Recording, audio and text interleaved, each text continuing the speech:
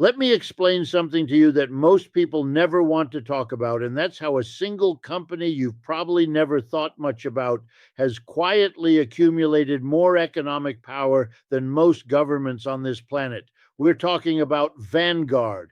And here's what you need to understand right from the start. This isn't some conspiracy theory. This is how capitalism works when you let it run its natural course, period. Now, Vanguard manages somewhere around $10 trillion in assets. Let me say that again so it sinks in. $10 trillion. That's more than the entire gross domestic product of every country on earth except the United States and China. And here's the question nobody wants to ask. Who elected them? Where is the vote? Show me the ballot where working people got to decide whether this concentration of economic power serves their interests. You won't find it because it doesn't exist, full stop. And I say that because we need to be very clear about what we're looking at here. Vanguard isn't just managing money. They're not just some passive bystander in the economy. They are a major shareholder in virtually every significant corporation you can name: Apple, Microsoft, Amazon, ExxonMobil, Johnson and Johnson, JP Morgan Chase. The list goes on and on. If you look at the top shareholders of the Fortune 500 companies, you'll see the same names appearing over and over again: Vanguard, BlackRock, State Street. These three firms alone constitute what some economists call the Big Three, and together they hold significant ownership stakes across the entire American economy and increasingly across the global economy. Now, here's what that means in practice. When Vanguard owns 5%, 7%, sometimes 10% of a company's shares, they have influence. They have voting rights. They have the ability to pressure management, to push for certain policies, to shape how corporations behave, and they do this across entire industries simultaneously. Think about what that means. The same institution that owns significant stakes in Chevron also owns significant stakes in renewable energy companies. The same institution that owns pharmaceutical companies also owns health insurance companies.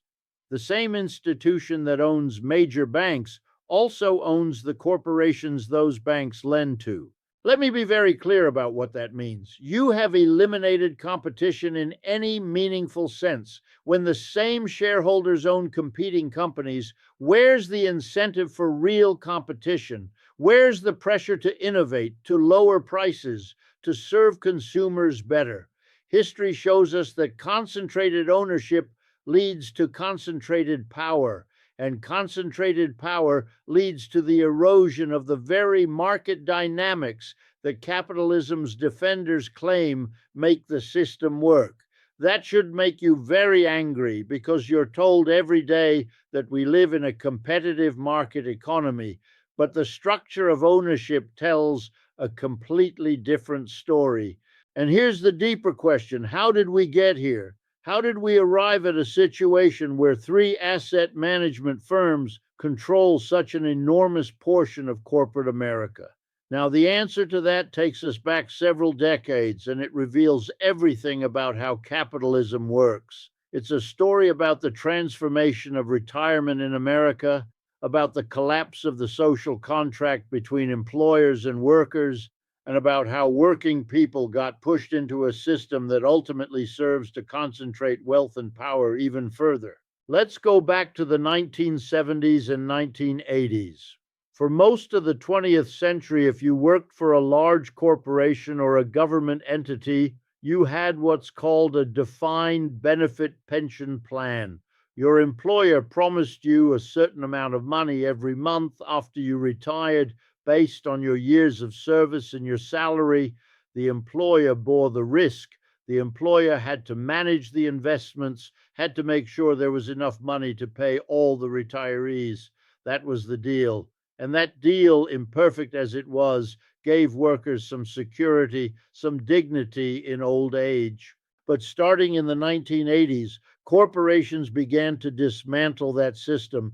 They replaced defined benefit plans with defined contribution plans, primarily 401k accounts. Now, here's what changed. Suddenly, the risk shifted entirely onto the worker. You got to put some of your paycheck into an account. Maybe your employer matched some portion of it, and then you got to pick from a menu of investment options, usually mutual funds and index funds. And you got to hope, you got to pray that by the time you retired, the stock market hadn't crashed and wiped out your savings. The employer's obligation ended the moment they made their contribution. Everything else was your problem. Now, how did corporations justify this? They said it gave workers more freedom, more choice, more control over their retirement. But let's be honest about what really happened. It was a massive cost saving measure for employers, and it was a massive transfer of risk from capital to labor, period. And once you understand that, you understand how firms like Vanguard became so powerful.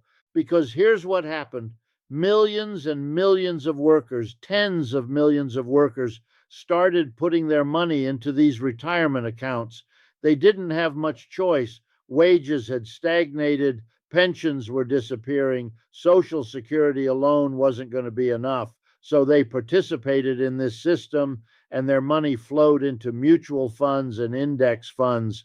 And the companies that managed those funds, companies like Vanguard and BlackRock and Fidelity, became enormous. They became the repositories of working people's retirement savings, and they used that money to buy shares in thousands and thousands of corporations. Now, think about the irony here, and I mean, really think about it. Workers who have no power in their own workplaces, workers who can't negotiate for better wages or better conditions, workers who've seen their unions destroyed and their benefits cut, these same workers are now technically owners of corporate America through their retirement accounts. But do they have any control? Do they have any say in how these companies are run? Of course not. That power belongs to the asset managers who vote the shares on their behalf. And those asset managers, they're not accountable to the workers whose money they're managing. They're accountable to no one, really, except perhaps their own boards and shareholders, which in Vanguard's case is a unique structure we'll get to in a moment. So you have this fascinating situation where capitalism has found a way to use workers' own money to concentrate power even further. Workers are forced to participate in the stock market because that's the only retirement option they've got, and their participation in that market creates these massive institutional investors who then use that concentrated capital to influence the entire economy. That's not democracy. That's not freedom. That's a system designed to serve capital accumulation while giving working people the illusion of ownership. Full stop. Now, let me tell you about Vanguard's structure, because this is important and it reveals something significant about how they operate. Unlike BlackRock or State Street, which are publicly traded companies with their own shareholders, Vanguard is structured as a mutual company. That means it's technically owned by the funds it manages, which are in turn owned by the investors in those funds. On paper, this sounds more democratic, more aligned with investors' interests. Vanguard claims this structure allows them to keep costs low and to serve their clients better because they don't have to maximize profits for outside shareholders. And to be fair, Vanguard has been at the forefront of the low-cost index fund revolution. They've pushed down fees across the industry, which has saved investors billions of dollars. John Bogle, Vanguard's founder, genuinely believed he was democratizing investing, making it accessible to ordinary people. And in some narrow sense, he succeeded at that. But here's what you need to understand. Good intentions and a more equitable structure don't change the fundamental dynamics of concentrated economic power. Because even though Vanguard is owned by its funds, the people who actually make the decisions, who actually vote the shares and determine corporate policy, are Vanguard's executives and investment teams. The millions of people whose money Vanguard manages don't get to vote on how Vanguard votes their shares. They don't get to decide whether Vanguard should push companies to pay higher wages or take action on climate change or stop engaging in stock buybacks. Those decisions are made by a relatively small group of people at the top of Vanguard's hierarchy. So the structure is different, but the concentration of power remains. And here's the question nobody wants to ask. What happens when a single institution has significant ownership in competing companies across multiple industries? Many economists argue this leads to anti-competitive behavior, even if it's not explicit collusion. If you own substantial stakes in all the major airlines, what's your incentive to push them to compete aggressively on price?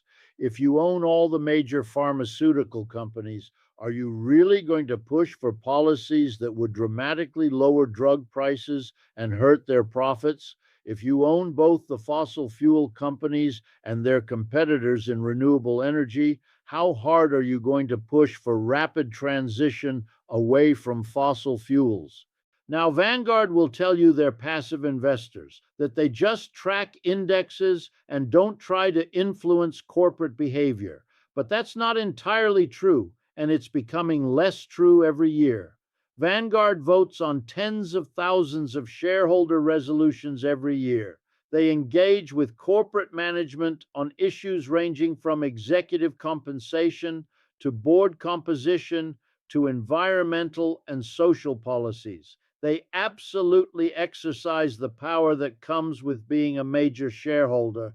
And the question is, in whose interest do they exercise that power? The official answer is that they act in the best financial interests of their investors. But here's where it gets complicated. What does best financial interests mean when you own the entire market? If Vanguard owns significant stakes in every major company in an industry, their interest isn't in any one company succeeding at the expense of others. Their interest is in the industry as a whole being profitable. And that creates incentives that may not align with what's best for workers, for consumers, or for society. Let me give you a concrete example. If trends continue, and there's every reason to believe they will, the big three asset managers will collectively own 40% or more of the shares in most publicly traded companies in the United States within the next decade or two. Think about what that means for corporate governance. A small number of institutions, ultimately controlled by a small number of executives, will have effective control over how most large American corporations are run. They'll determine CEO compensation, they'll approve mergers and acquisitions, they'll decide corporate strategy on everything from labor relations to environmental policy to political lobbying. And here's what should make you very angry. This is all legal. This is all considered perfectly normal within the current system. There's no democratic oversight, no public accountability, no mechanism for workers or communities affected by these decisions to have any say. The people who make these decisions, the executives at Vanguard and BlackRock and State Street, they're not elected. They're not subject to recall. They don't have to answer to anyone except nominally the investors whose money they manage, and even then, the mechanisms for accountability are weak at best. Now, how did we get here? Let me be very clear about the historical trajectory. This isn't some aberration, some accident of history. This is capitalism working exactly as it's designed to work. Capitalism tends toward concentration. It tends toward monopoly. It tends toward the accumulation of power in fewer and fewer hands. That's what Marx analyzed in the 19th century. That's what we saw in the age of the robber barons, and that's what we're seeing now in the age of asset managers. The difference is that it's more abstract now, more financialized, harder for ordinary people to see and understand. When a single person like John D. Rockefeller controlled the oil industry, people could point to him, could organize against him, could demand that the government break up his monopoly. When three asset management firms collectively control significant stakes in virtually every major corporation, who do you organize against? How do you even explain to people what's happening? The power is there, it's real, it's enormous, but it's diffused through this complex financial structure that makes it almost invisible. And that's the story you need to understand, because what we're watching is the evolution of capitalism into something that looks less and less like the competitive market economy described in textbooks and more like a kind of financial feudalism. A small number of massive institutions control the productive assets of society, and everyone else works for wages and hopes their retirement accounts will grow enough to support them in old age. But the retirement accounts themselves are managed by those same institutions, creating a circular system where capital reproduces and concentrates its own power. Now, here's what this means for democracy, and I want to be very direct about this. Democracy requires dispersed power. It requires that no single institution or group of institutions can dominate economic life to the extent that they can dictate terms to everyone else. When you have concentrated economic power of this magnitude, it inevitably translates into political power. These institutions lobby governments, they fund think tanks and research institutions, they shape the conversation about economic policy, and they do it all while claiming to be neutral, to be simply managing money on behalf of their clients. But let me ask you this. If Vanguard and BlackRock and State Street collectively control 40% of corporate America, and those corporations spend billions of dollars lobbying government and funding political campaigns, who's really making the decisions about economic policy in this country? Is it elected representatives responding to the will of the voters? Or is it corporate managers responding to the preferences of their largest shareholders? And if it's the latter, and I would argue that it increasingly is, then what we have is not democracy, but plutocracy, rule by the wealthy, or more specifically, rule by those who control wealth on behalf of the wealthy. Now, some people will say, well, Vanguard and BlackRock, they're just giving people what they want. People want low-cost index funds. They want diversified portfolios. They want their retirement savings to grow. And there's some truth to that. Within the constraints of the current system, many people rationally choose to invest in index funds because they're low cost and they track the market. But here's what you need to understand. People are making that choice within a system that has already taken away better options. Remember, we used to have defined benefit pension plans. We used to have Social Security that was adequate to live on. We used to have a social contract where if you worked hard for 30 or 40 years, you could retire with dignity. All of that was dismantled deliberately over the course of several decades. And once it was dismantled, people were told, well, you better invest in the stock market. You better put your money in a 401k because that's your only option. So yes, people are choosing to invest with Vanguard and BlackRock, but they're choosing within constraints that were created by political and economic decisions they had no part in making, period. And here's the deeper question. What does this system do to our ability to solve collective problems? Let's take climate change as an example. We know the science is overwhelming, that we need to rapidly transition away from fossil fuels if we want to avoid catastrophic climate disruption. But Vanguard and BlackRock are among the largest shareholders in every major fossil fuel company on the planet. They're also significant shareholders in renewable energy companies, sure, but their primary obligation, as they define it, is to maximize returns for their investors. And in the short to medium term, fossil fuel companies are still very profitable. So when activists and scientists and concerned citizens push for aggressive climate action, for regulations that would force rapid transition away from fossil fuels, They're running up against institutions that have enormous financial stakes in the status quo. And those institutions have enormous power to resist change. They can lobby governments, they can fund research that questions climate science, they can pressure politicians through campaign contributions. And they do all of this while claiming to be neutral fiduciaries just managing other people's money. But here's what you need to understand: there is no such thing as neutral when you have this much power.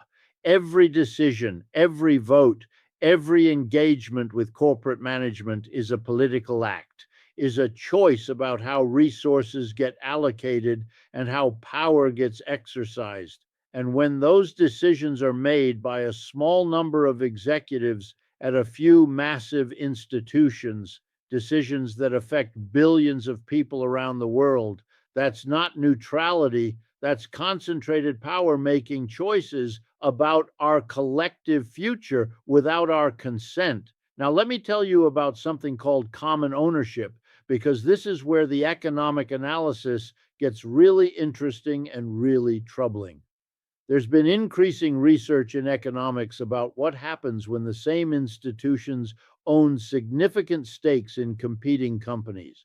And what the research shows is exactly what you'd expect if you understand how capitalism works. It reduces competition. Think about it logically. If you're the CEO of an airline and you know that your largest shareholders are the same as your competitors' largest shareholders, what's your incentive to compete aggressively? If you cut prices to gain market share, you might help your company, but you'll hurt your competitors, which hurts your own shareholders because they own your competitors too. So instead, you compete in less aggressive ways. You don't engage in price wars. You keep prices high. You tacitly coordinate with your competitors to maintain profitable industry conditions. And here's what the research shows. In industries with high common ownership by institutional investors, you see higher prices, lower wages, and less innovation. That's not a conspiracy theory, that's peer reviewed economics research. When the same shareholders own competing companies, competition decreases. And this affects everything from airline ticket prices to pharmaceutical drug prices to banking fees to telecommunications costs. Across the economy, common ownership is raising prices for consumers and suppressing wages for workers. That should make you very angry. But it gets worse because this same dynamic operates at a global level. Vanguard isn't just powerful in the United States. They're one of the largest shareholders in corporations all over the world. They own significant stakes in companies in Europe, in Asia, in Latin America, in Africa. They're part of a global network of institutional investors that collectively shape how capitalism functions on a planetary scale. And again, there's no democratic accountability, no mechanism for the billions of people affected by these decisions to have any input into how they're made. Now, here's what you need to understand about how this relates to inequality. We live in a period of extraordinary wealth concentration. The richest 1% of people own more wealth than the bottom 90% combined. The richest 0.1% own as much as the bottom 90%. These are levels of inequality we haven't seen since the Gilded Age, and they're getting worse every year. And the asset management industry is central to how this wealth gets accumulated and concentrated, because here's how it works. If you're wealthy, if you're in the top 10% or top 1%, you have significant assets invested in the stock market. When Vanguard and BlackRock use their power as shareholders to push for policies that maximize share prices, that increase corporate profits, that favor capital over labor, you benefit enormously. Your wealth grows. But if you're a worker who has a small amount in a retirement account, you might see some benefit, but it's dwarfed by the losses you experience from stagnant wages, from higher prices, from the erosion of public services that get cut to pay for corporate tax cuts. So the system creates this illusion that we're all in the same boat, that we all benefit from rising stock prices, that we're all owners of corporate America. But the reality is that the benefits flow overwhelmingly to those who already have wealth, while the costs are borne by everyone else. And the asset management industry facilitates this by concentrating the power to make decisions about corporate behavior in institutions that are ultimately responsive to the interests of wealthy investors, not workers, not communities, not society as a whole. Full stop. Now, what do we do about this? That's the question everyone wants to know. How do we address this concentration of power? How do we make these institutions accountable? And here's where I want to be very honest with you. There are no easy answers within the current system, because the current system is set up precisely to facilitate this kind of concentration. That's not a bug, that's a feature. But let me tell you what some people are proposing, and you can decide for yourself whether these proposals are adequate. Some economists argue for stricter antitrust enforcement, for using existing laws to break up concentrated ownership or to prevent further concentration. They point out that we used to enforce antitrust laws much more aggressively, that we used to block mergers and break up monopolies, and we could do that again. And there's some merit to that argument. We absolutely should be enforcing antitrust laws more strictly. But here's my question: is that enough? Is breaking up Vanguard into 3 or 4 smaller vanguards going to fundamentally change the dynamics of power? Or will we just have more institutions doing the same thing? I would argue that we need to think more fundamentally about the structure of ownership itself, about who gets to control productive assets and in whose interests they're controlled. Now, this reveals everything about how capitalism works, and it's why I keep coming back to the same fundamental point. You cannot have economic democracy under capitalism. Capitalism is based on the private ownership of productive assets and the control of those assets by their owners in pursuit of profit. As long as that's the organizing principle of the economy, you're going to have concentration of power, you're going to have inequality, you're going to have decisions made by a small number of people affecting the lives of everyone else without their consent. And here's what I want you to understand: Vanguard is not the problem. BlackRock is not the problem.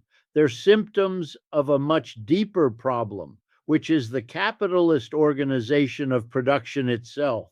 We can regulate these institutions more strictly. We can break them up. We can require more transparency and accountability. And we should do all of those things. But unless we address the fundamental question of who owns and controls the productive assets of society, we're going to keep recreating the same dynamics in different forms. Now, what would a real alternative look like? Let me be very clear about what I'm suggesting. We need to think about economic democracy the same way we think about political democracy. In a political democracy, we don't say that decisions should be made by whoever has the most money or whoever owns the most property. We say that everyone should have an equal voice, one person, one vote. Why shouldn't the same principle apply to economic decisions? If you work in a company, if your labor creates the value that company produces, why shouldn't you have a say in how that company is run? Why shouldn't you get to vote on major decisions, on strategy, on how profits are distributed? That's what we call workplace democracy or economic democracy, and it's been proven to work in cooperatives and worker-owned enterprises all over the world. And if we extended that principle more broadly, if we said that major economic decisions should be made democratically by those affected by them rather than by shareholders pursuing profit, we would have a fundamentally different kind of economy, period. But here's what you need to understand. We're not going to get there by asking nicely. We're going to get there the same way working people have won every advance in history through organization, through struggle, through building movements powerful enough to challenge concentrated economic power and to demand a different system. And that's the question nobody wants to ask. Are we willing to do that? Are we willing to organize, to build unions, to build political movements, to demand fundamental changes to how our economy is structured? Because here's what history shows us: concentrated economic power does not give up that power voluntarily. It has to be challenged. It has to be confronted. And I say that because I want you to understand that this isn't inevitable. The current system is not natural. It's not the result of free choice in a competitive market. It's the result of specific political and economic decisions made over decades. We chose to dismantle pensions and push workers into the stock market. We chose to allow mergers and acquisitions that concentrated corporate power. We chose to weaken labor unions and gut regulations that protected workers and consumers. All of those were choices, and we can make different choices. Full stop. That's the story you need to understand. That's the analysis that reveals everything about how capitalism works in the 21st century. And once you understand it, the question becomes, what are you going to do about it? Are you going to accept this system, or are you going to join with others to demand something different, something more democratic, something more just? Because that's the choice we face, and it's a choice that will determine not just our own futures, but the future of everyone who comes after us.